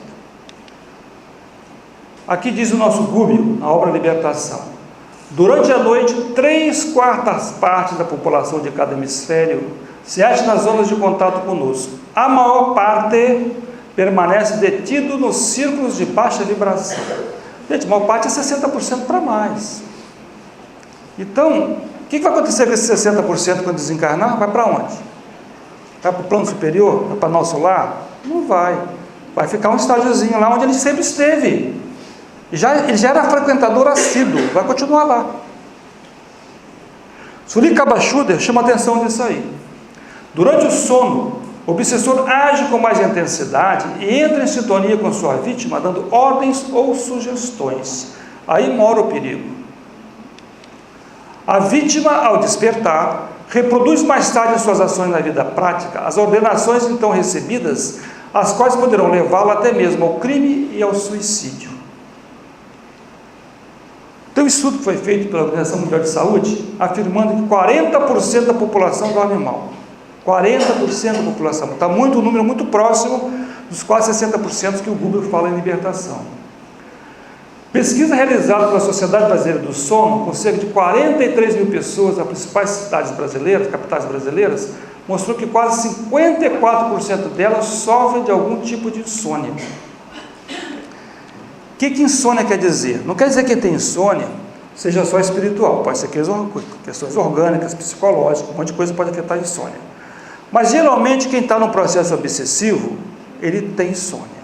Porque quando ele sai do corpo físico e ele vê o obsessor, ele volta para o corpo físico, com medo, para se proteger. Ele perde o sono. Então, insônia pode ser também uma questão obsessiva. Agora, se a pessoa dorme mal, ela vai estar afetando a sua saúde. Dormiu mal. Tem um agravante das pessoas serem levadas a cidades ruins no umbral. Aqui o Chico e o Divaldo falam da tal cidade perversa que existe nessas regiões tenebrosas. A pessoa sai do corpo e tem a densidade moral muito pesada, vai para lá. Cidade perversa ou pervertida, nos diz Emílio Filomeno de Miranda, no livro o Divaldo, Sexo e Obsessão. É uma cidade localizada no umbral, especializada em aliciar encarnados e desencarnados nos desregramentos sexuais. 1 milhão de espíritos em orgia irrefreável. E à tarde tem um desfile ainda, daquela época da devassidão da Roma.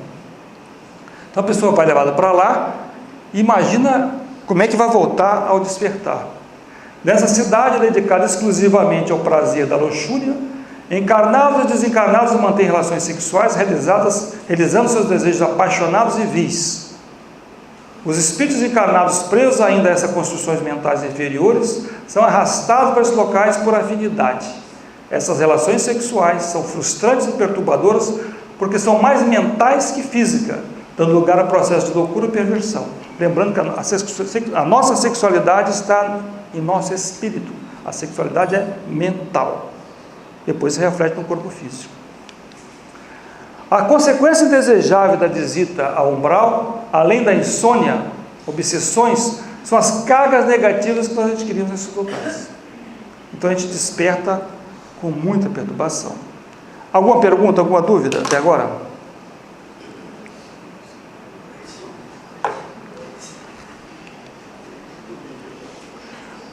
No livro Missionários da Luz, André Luiz cita que observou manchas escuras numa via pública da rua. Diz então o mentor Aniceto: são nuvens de bactérias variadas, flutuando, quase sempre também em grupos compactos, obedecendo ao princípio das afinidades.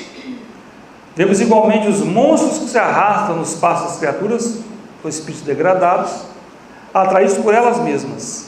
Tanto assalta o homem a nuvem de bactérias destruidoras da vida física, quanto as formas caprichosas das sombras que ameaçam o equilíbrio mental. Então, tudo a questão da afinidade, do estilo de vida que nós temos, que nós vamos estar convidando essas perturbações para a nossa proximidade ou para nosso convívio quando nós estamos projetando fora do corpo físico. A melhor opção, que é o que eu denomino de sono inteligente, é se preparar durante o dia, ou até preparar para dormir, de forma que a nossa projeção espiritual, fora do corpo, vá para os planos elevados, onde nós vamos ser instruídos, receber energias renovadoras, e vamos ter condições de ter uma vida mais saudável, uma vida mais feliz, uma vida mais tranquila. Nós mostramos nos primeiros slides aquele personagem empurrando uma pedra. Nossos desafios são imensos. Nós temos que nos preparar para isso. Aquele atleta que empurrava aquela pedra deveria ter musculatura para isso. A nossa musculatura tem que ser mental. E eu vou me fortalecer com a vivência mais saudável no dia a dia. Então, voltando a falar, nossa conduta durante o dia é fundamental para um preparo, para uma projeção espiritual à noite para o sono inteligente. Bezerra de Menezes nos instrui: não há cura para as nossas doenças da alma quando não nos rendemos ao impositivo de recuperar a nós mesmos. Não é uma tarefa fácil.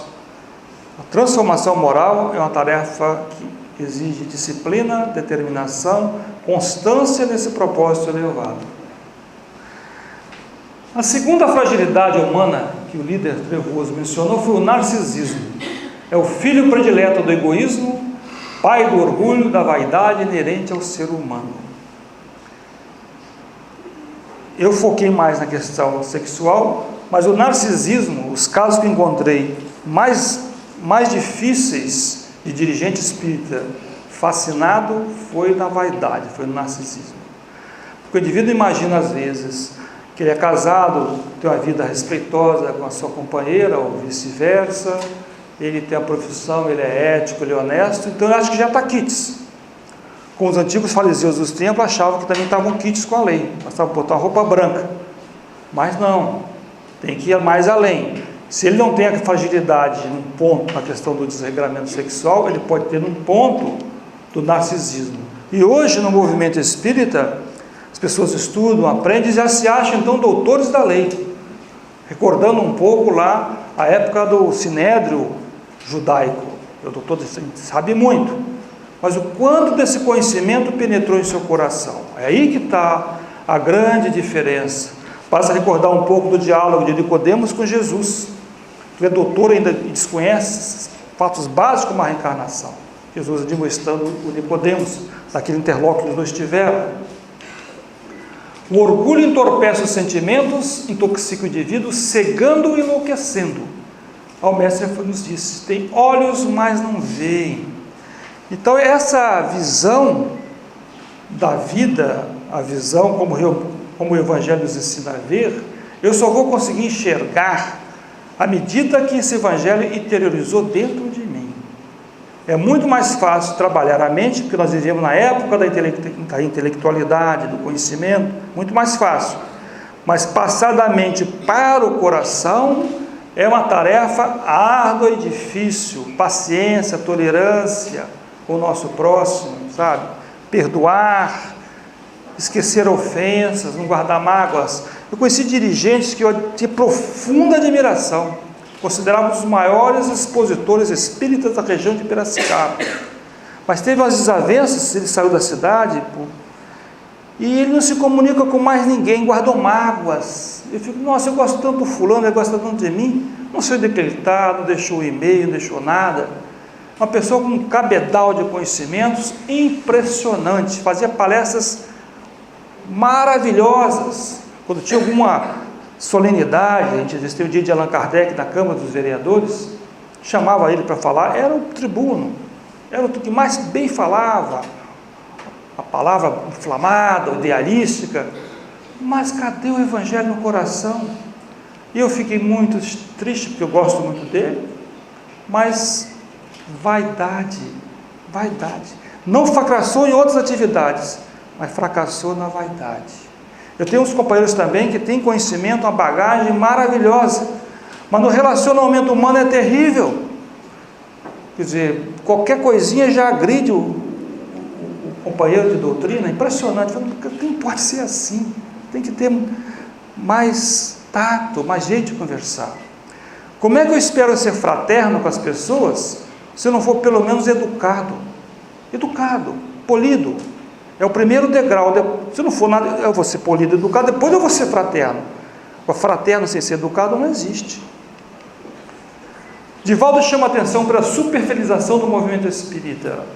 A mediunidade vem se tornando instrumento de autopromoção a prejuízo da qualidade ética e espiritual do fenômeno e diversos companheiros impressionados com eles mesmos, narcisisticamente arrojam-se às disputas, ao campeonato da projeção pessoal, perseguindo os aplausos da terra, os primeiros lugares das competições insensatas, distantes dos sentimentos de renúncia, da humildade e do legítimo amor. Eu dou aula também, lá em Piracicaba, a gente segue o COEM, é o curso de formação de médiuns, né? Não sei como é que é feito aqui. Em São Paulo tem outras casas que seguem outras linhas, mas lá a gente segue o COEM. E eu costumo dizer para os alunos, no curso que eu dou, olha, o mais importante de estarem aqui estudando a mediunidade, o mais importante de tudo, é a transformação moral de vocês. Porque nós temos aí já centenas de títulos espíritas. Uma encarnação só não será suficiente para digerir tudo de informação que já possui. Se vocês têm realmente a mediunidade aflorada, a mediunidade tarefa, ou mediunidade extensiva, como a gente diz, bom, mas isso aí é quase que um convite para você vir para a casa espírita, começar a participar de cursos e leituras e você se modificar. Essa é a proposta principal dos teus mentores querem de você.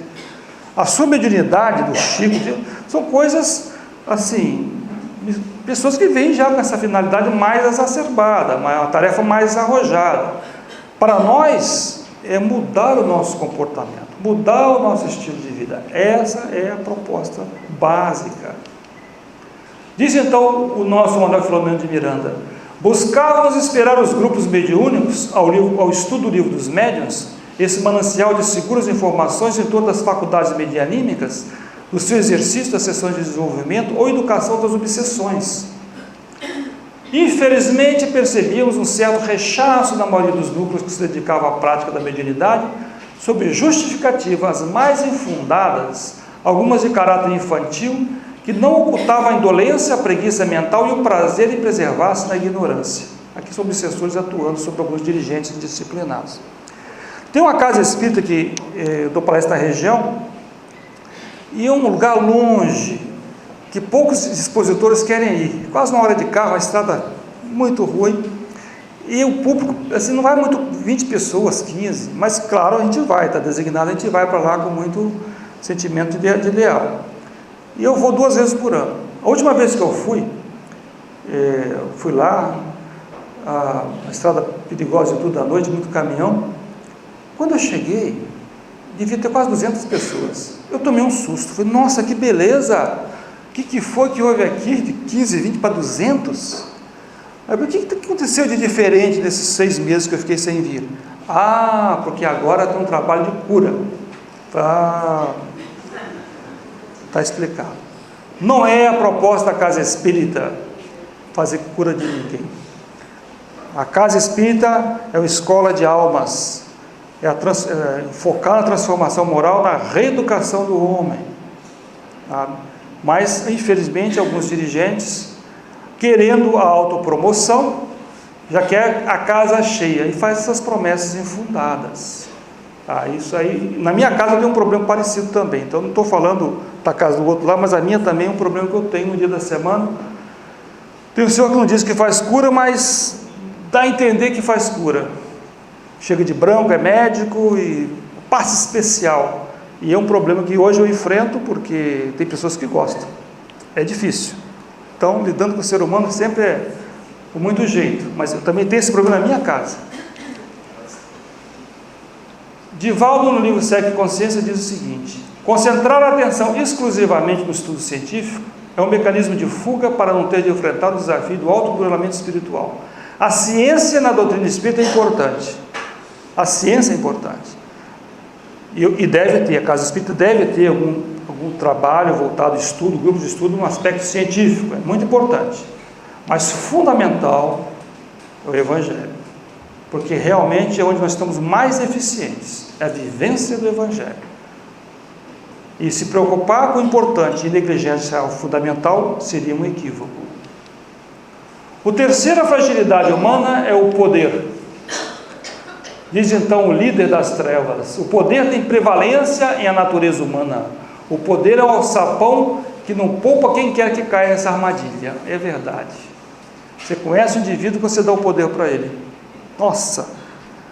Você dá o poder, aquela vaidade, aquela arrogância fica exacerbada se não estiver preparado para o cargo. Não tem a humildade, não tem a solidariedade, a empatia com as pessoas em sua volta.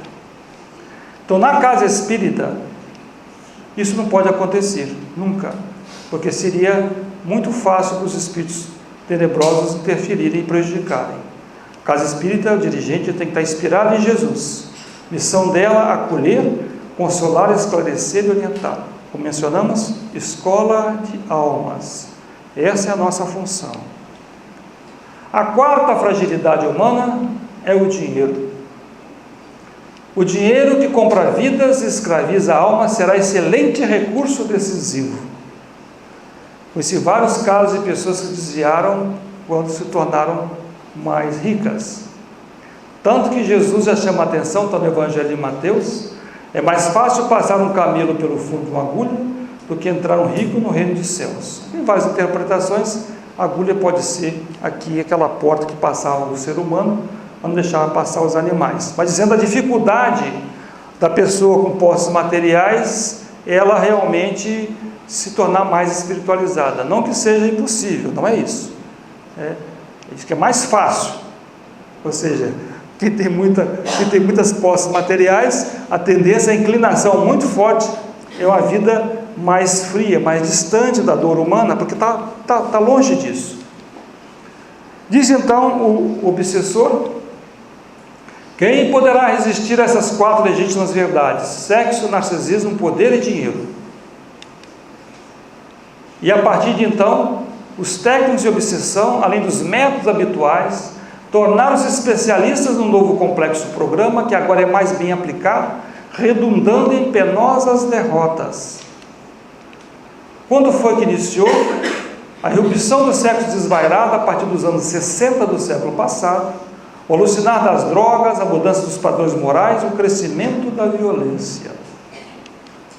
O abandono a que as gerações jovens foram atiradas, as falsas aberturas para a liberdade sem responsabilidade pelos atos praticados, a música ensurdecedora, a de metais, a de horror, a satânica e tantas outras ocorrências.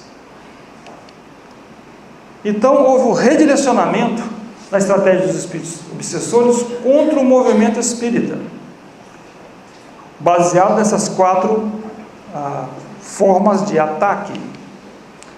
Agora, os obsessores conhecem a proteção que existe nas casas espíritas. Todo o instrumental que existe de proteção, de energia, para não deixar que os obsessores possam entrar aqui e tumultuar a reunião. Essas energias afugentam esses espíritos perturbados, selecionando aqueles que vão entrar que possam ser recuperados, que possam ser tratados, não aqueles que vêm fazer bagunça, né? Existe uma verdadeira blindagem na casa espírita, onde são selecionados, os encarnados entram, e os desencarnados são selecionados, entrando apenas aqueles que os mentores permitam que possam entrar. Então não tem como o obsessor querer entrar na casa espírita diretamente e perturbar a casa espírita. Tem que ser mais sutil. Mais fácil então obsediar os dirigentes espíritas. Então todos nós, dirigentes ou frequentadores da casa espírita, nós sempre temos os caminhos, as decisões a tomar na vida, pelo livre-arbítrio, qual já foi comentado. Nós podemos potencializar o amor, a caridade e a humildade em nossas ações, ou nos deixar levar pela arrogância, pelo orgulho ou pelo egoísmo. É a opção nossa. Razão pela qual o autoconhecimento sempre vai ajudar na oração, na meditação, antes dessas escolhas. Manuel Filomeno de Miranda, na obra Sexo e Obsessão, diz: os obsessores voltam-se contra os espíritas sinceros e operosos, que lhes constituem barreira à sementeira da perversidade, da luxúria, do desequilíbrio, da perversão e do ódio. No grupo que eu estou, agora estou mais afastado, porque fiquei muito tempo na coordenação do movimento de unificação, me afastei por 3 anos, que tem outras pessoas que estão assumindo, talvez eu volte outra vez, mas nos quase 16 anos que coordenei, 18 anos que coordenei, Várias vezes nós tivemos chance de ter comunicações de casas espíritas para o nosso trabalho, inclusive informando das dificuldades inerentes ao nosso processo de trabalhar pela unificação. Prudência, mais cuidado, mais cometimento, porque isso aí realmente acontece. Agora, os obsessores reinvestem com vigor, mediante o combate aos seus adeptos, armadilhas soezes, instrumentos cruéis e técnicas refinadas, aparatos complexos, são utilizados para vencê-los, para nos vencer. Atraindo-os e dizimando-os nos seus propósitos mais sadios, vencendo-os com as suas sortidas infelizes, mediante intercâmbio doentio e obsessivo, para os desanimar ou perverter.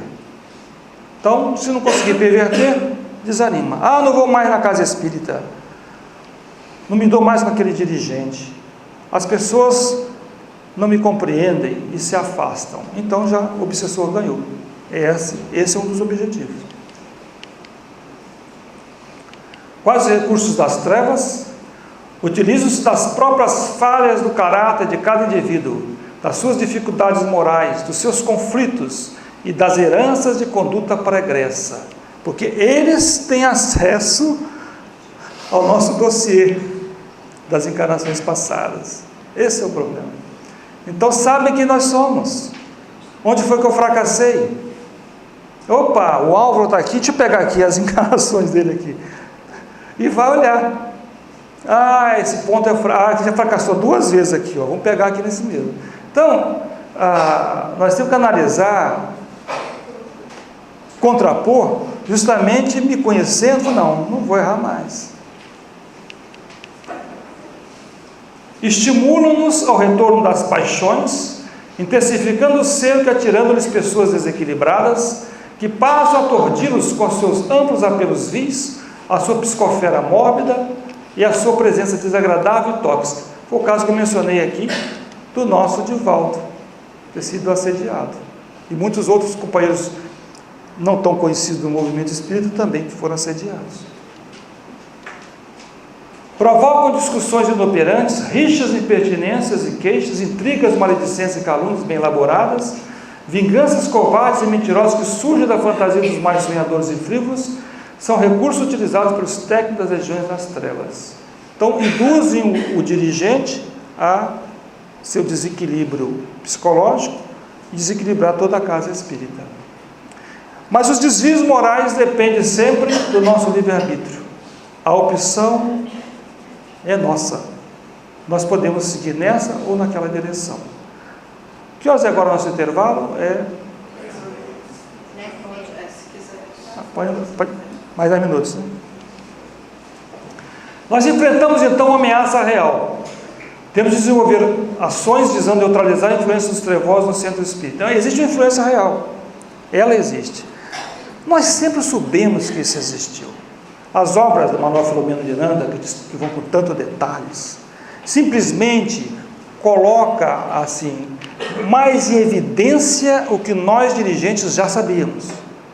Só que a gente sabia e também estávamos focados em muitos outros problemas que nós temos que enfrentar no dia a dia, a casa espírita enfrenta. Então nós estamos sem foco. O que a obra de Manuel Filomeno de Miranda nos traz é dar mais foco a essa questão, nesse aspecto muito importante. Um exemplo de ação dos espíritos inferiores está nessa obra que nós mencionamos na listagem inicial, aconteceu na casa espírita.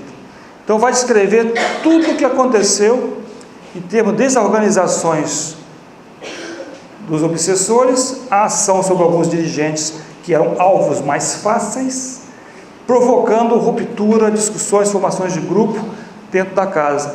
Eu já lidei com um problema parecido, uma casa espírita, não atual, mas uma outra casa espírita que eu dirigia. Formaram-se dois times, 2 grupos diferentes, ao ponto que quando eu entrava para dar uma palestra, tinha no quadro quase que palavras críticas, ofensivas de um grupo contra o outro. Foi assim, não dá. Eu era presidente da casa. E tinha dificuldade porque tinham dirigentes muito antigos, pessoas quase que fundaram a casa. E lidar com pessoas de muito mais idade, eu sou, perto deles eu era jovem, né? Estou com 63 anos, mas a gente com 90. Então tinha que ser com jeito, para não haver essas brigas. Gente, nós estamos dividindo a casa. E foi muito trabalhoso, nós resolvemos a questão, mas claro, pessoas ficaram magoadas, tem pessoas que não aceitam. Não vai atender todo mundo. Tem pessoas que guardaram mágoa. Não, você ficou contra mim. Eu não fiquei contra você.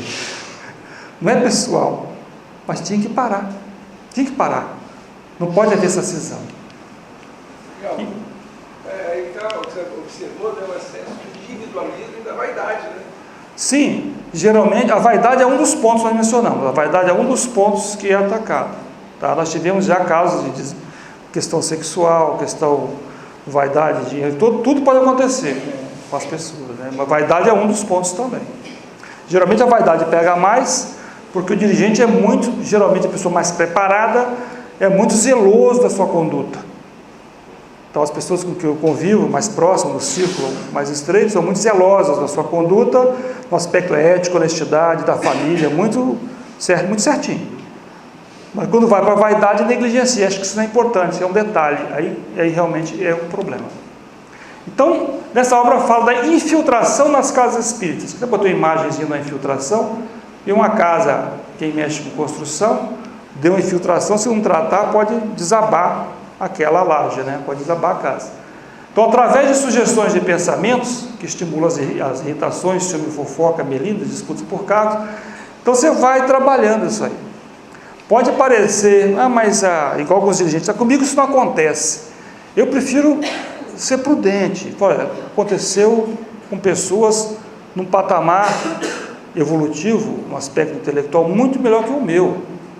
Então, se aconteceu com fulano, pega um pouco assim comigo. Então, toma cuidado, prudência, oração, vigilância, manter as amizades, saber ouvir críticas. Por que não ouvir críticas? Ouça, deixa a pessoa criticar. Pode ser que tenha fundamento a crítica que está falando, ouça as críticas. E nós temos um agravante no Brasil hoje, é a questão econômica, porque isso aí afeta os lares, afeta muito. O trabalhador espírita, o frequentador da casa espírita, vivenciando esse drama do desemprego, 14 milhões, como é que não vai afetar? Como é que nós vamos ser insensíveis para isso? Então, a pessoa também vai ficar fragilizada nesse aspecto. Perdeu o emprego, tem dificuldades financeiras, então vai afetar realmente o seu relacionamento, a sua vivência na casa espírita. E existe também ação obsessiva sobre os componentes do lar, sobre a esposa, sobre o esposo. Isso também é um problema. Eu conheço vários dirigentes espíritas que falam, olha, minha esposa só deixa eu vir um dia por semana, você escolhe, qual dia que eu vou? Só uma vez só por semana que eu posso ir. Ou a esposa, minha esposa, meu marido não deixa vir, só uma vez por semana. Então fica, o dirigente espírita, o trabalhador da casa espírita, geralmente a gente espera que seja pelo menos 3 vezes por semana. Tem que trabalhar mais, porque não tem tantos voluntários assim. Então, se você só pode uma vez por semana, já fica difícil. Não digo o frequentador da casa espírita, mas o trabalhador da casa espírita tem que assumir mais tarefas, tem que ser mais dedicado. E pode ter absoluta certeza, os mentores, eu costumo dizer o seguinte, olha, achar que eu, ao fazer alguma coisa boa, Deus me deve alguma coisa, é de ingenuidade tamanha. Antes de eu fazer qualquer coisa, Deus nunca está em débito conosco. Nós sempre estamos em débito com Ele. Qualquer ação positiva no bem reflete automaticamente nossa direção. É a lei que rege o universo. Eu não vou fazer o bem porque eu quero ganhar alguma coisa. Eu vou fazer o bem porque eu me sinto bem. Mas também tem essa implicação positiva em nosso favor. Então, a questão da ação sobre os familiares, infelizmente acontece isso também. E temos que saber lidar com essa questão. Aí vem aquela pergunta, nós dirigentes estamos realmente preparados? Então eu paro aqui, 5 minutos antes das 10h30, para continuar depois do cafezinho para responder essa pergunta.